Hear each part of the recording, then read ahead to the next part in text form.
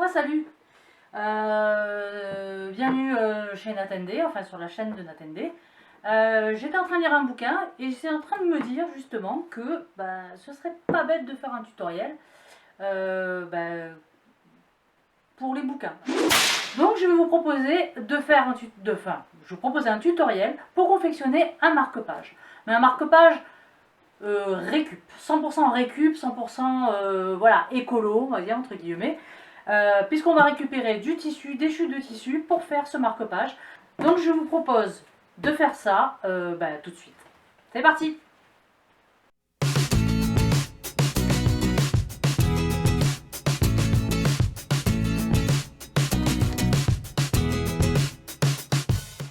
Donc pour ce tutoriel, rien de plus simple. Vous aurez besoin de très peu de matériel, comme à chaque fois.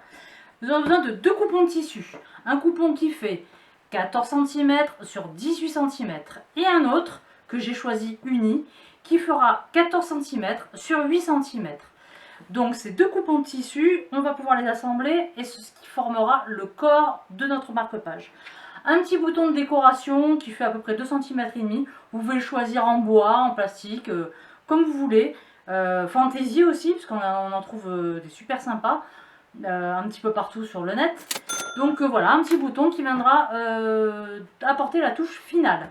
À la suite de quoi, vous pouvez aussi vous confectionner une petite cartonnette. Moi, je n'ai pas choisi trop épaisse non plus, pour pas que ça crée trop justement d'épaisseur entre les pages et déjà que le livre est pas fin. Donc une petite cartonnette qui fait tout simplement 21 cm sur 5,5 puisque le marque-page, une fois confectionné, devrait mesurer dans les 6 cm de largeur. Donc 5 cm et demi, ça me paraît bien. On verra, on glissera ça à l'intérieur, ce sera pour donner un peu de corps au marque-page, lui donner un petit peu de consistance.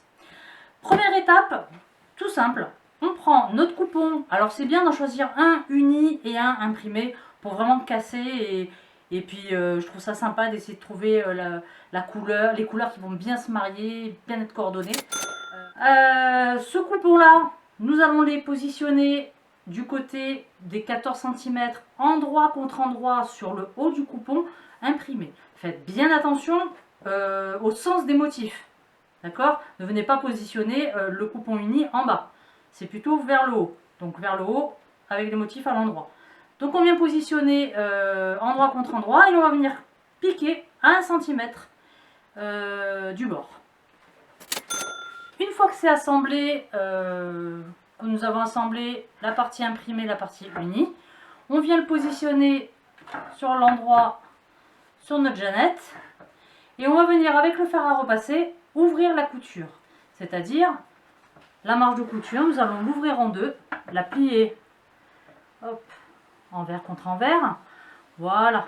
Donc on vient bien aplatir l'ouverture, la couture et avec le fer on va venir appuyer pour bien ouvrir la couture.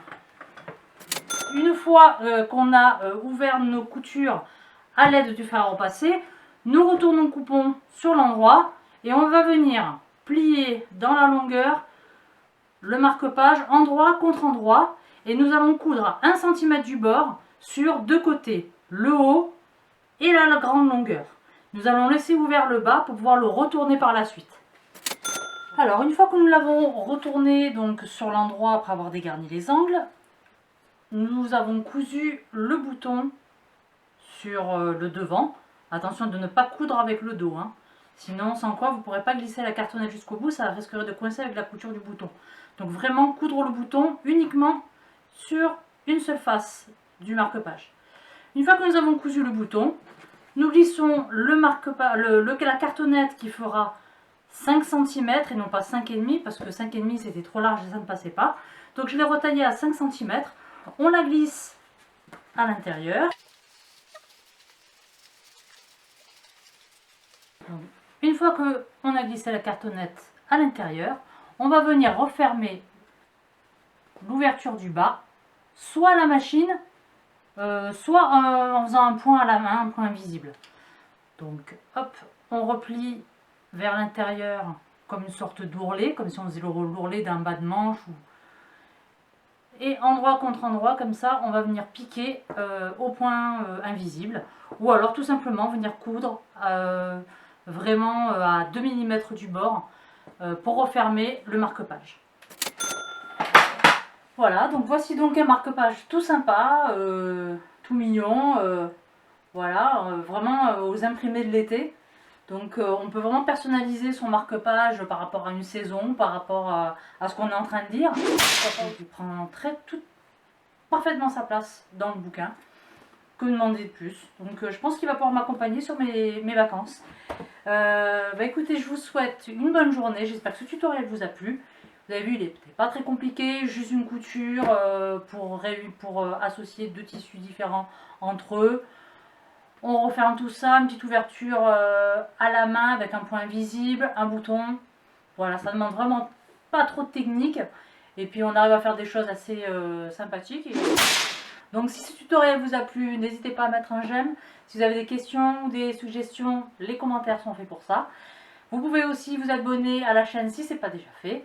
Et puis écoutez, je vous dis à très bientôt pour un prochain tutoriel.